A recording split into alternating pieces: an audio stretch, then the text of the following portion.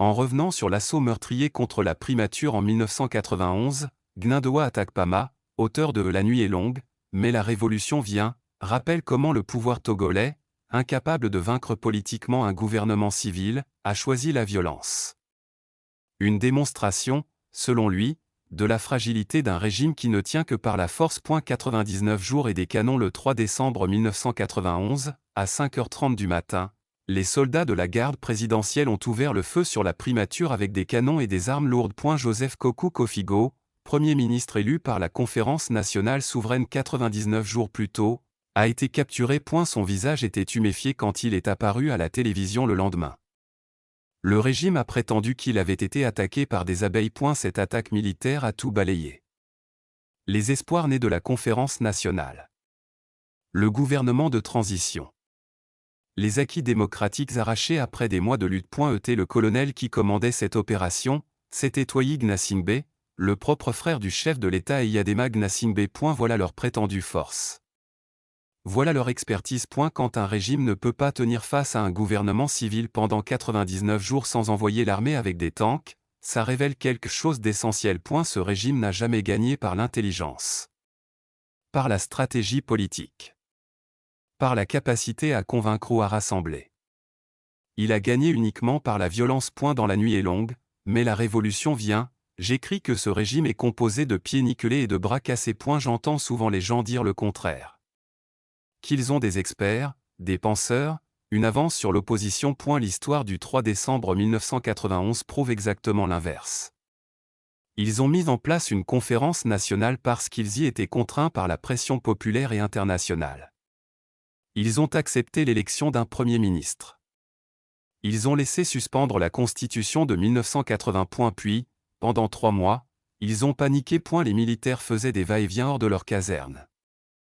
Ils ont tenté d'enlever Kofigo début octobre.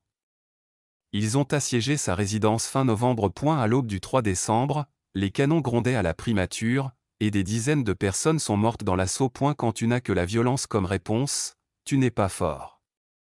Tu es faible. Pendant la période où j'ai siégé à la conférence des présidents de la coalition de l'opposition depuis 2017, j'ai vu la même chose.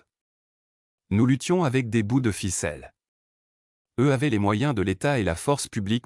Il leur a fallu 2 ans et une répression barbare pour avoir le dessus. 2 ans face à une opposition désorganisée, divisée, avec des erreurs stratégiques dans nos propres rangs. Et si ce régime était vraiment intelligent, vraiment stratégique, vraiment bien organisé, ça n'aurait pas pris 2 ans.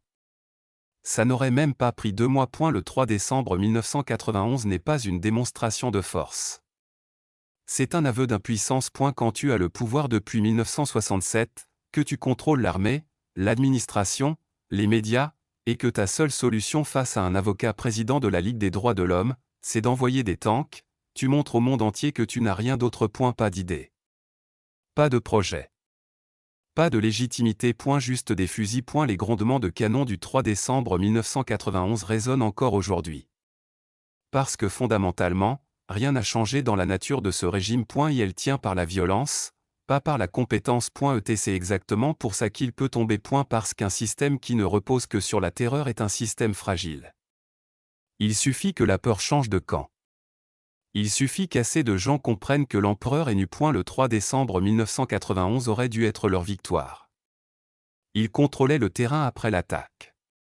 Kofigo est resté Premier ministre en titre jusqu'en 1994, mais vidé de tout pouvoir réel. Sauf que cette attaque a aussi révélé au monde entier ce qu'ils sont vraiment. Des hommes capables de tirer sur leur propre capitale avec des armes lourdes pour garder le pouvoir. Et si tu doutes encore de notre capacité à gagner, rappelle-toi ceci. Ils ont eu besoin de canons pour vaincre un gouvernement civil qui n'avait que 99 jours d'existence. Imagine ce qu'ils devront faire face à un mouvement organisé, déterminé, qui connaît leurs faiblesses. Gnindoa Atakpama, auteur de La nuit est longue, mais la révolution vient.